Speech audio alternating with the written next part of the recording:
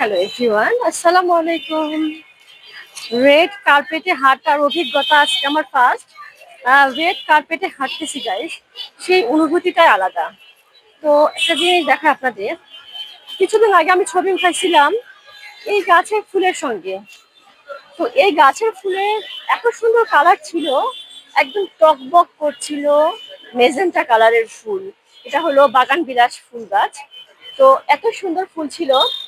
তো এখন আবার সেই ফুল চুপসে মরে একদম বিকট আকার ধারণ করেছে, একদম মরে গিয়েছে। দেখেন, মরে গিয়েছে, একদম মানে নষ্ট হয়ে গেছে। মানুষের মনের অবস্থাও কিন্তু সেম একই। তো প্রকৃতি আমাদের শিক্ষা দেয় যে সবকিছু নিয়ে গিয়ে আবার ফেরত দেয়, এরকম কিছু। তো প্রকৃতি আমাদের শিক্ষা এভাবে দেয় যে এই গাছটা কত সুন্দর প্রফুল্ল ছিল, একদম হাসি খুশি প্রফুল্ল কালারফুল ছিল, এখন চুপসে গেছে একদম।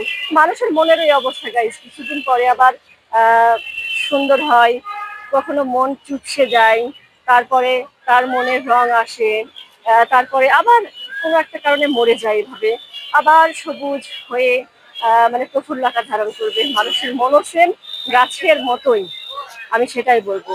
তো আপনারা সবাই ভালো থাকেন এই কামনায়, আল্লাহ হাফেজ।